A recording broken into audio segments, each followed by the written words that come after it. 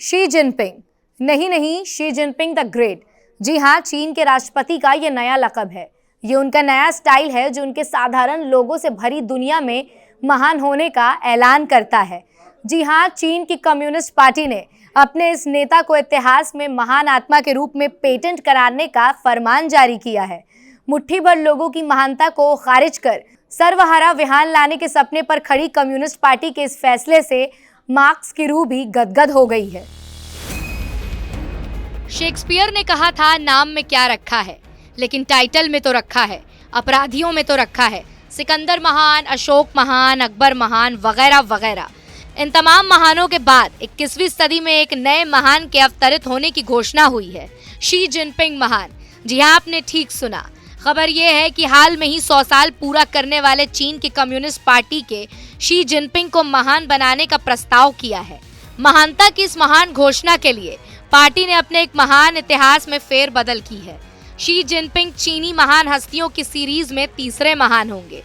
माओ त्से तुंग और देंग शियाओ के बाद शी जिनपिंग चीन के तीसरे सबसे महान शख्स होंगे। बात बस महानता की घोषणा भर की नहीं है। चीनी कम्युनिस्ट पार्टी ने इतिहास को बदलने के लिए एक नए दस्तावेज जारी किया है। दस्तावेज के आधे से अधिक पन्ने में शी जिनपिंग की महानता को स्थापित करने में रंगीन किए गए हैं। चीन में साम्यवाद की स्थापना करने वाले माओ त्से तुंग को जिनपिंग से कम नसीब हुए हैं। इस दस्तावेज में जिनपिंग की महानता को बरकरार रखने के लिए कुछ कायदे कानून भी बने हैं। इन कायदे कानून के मुताबिक जिनपिंग की महानता की कीमत चीन की जनता को ही चुकानी होगी। महानता की कीमत होगी जनता की आज़ादी। शासकों की महानता की कीमत जनता की आज़ादी से ही चुकानी पड़ती है। तो अब नए फरमान के मुताबिक अब जनता को वही बोलना होगा जो जिनपिंग को पसंद होगा। जिनपिंग का आदेश अब कुदरत का आखिरी फैसला होगा। मतलब साफ है, फैसला तालिबानी ही है, बस विचारधारा की पर्देदारी है। ऐसा नहीं है कि शी जिनपिंग ने अपने अवतार होने की पहले दावेदारी की है। इससे पहले जिनपिंग पूरी जिंदगी राष्ट्रपति रहने की दावेदारी में कामयाब रहे। अब खुद को महान घोषित कराकर जिंदगी के बाद का भी इंतजाम कर लिया है। लाओ त्से की दर्शन से आज्ञाकारी बन चुकी चीन की जनता भी अपने शासक के लिए अपनी आज़ादी की कुर्बानी देते जा रही है। अपने 100 साल के अपमान का बदला लेने निकला चीन अब कम्युनिज्म के खोल से निकलकर साम्राज्यवाद की सनक पर सवार है।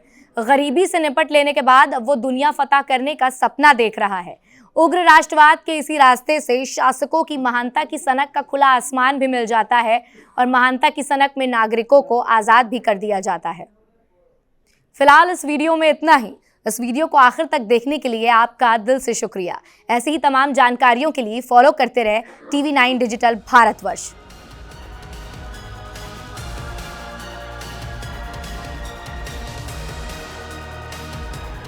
देश बनता है अपने नागरिकों से।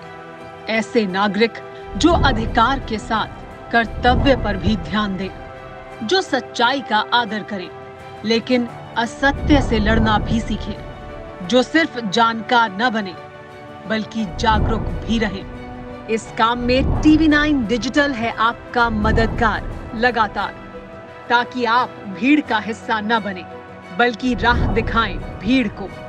देखते रहिए TV9 डिजिटल।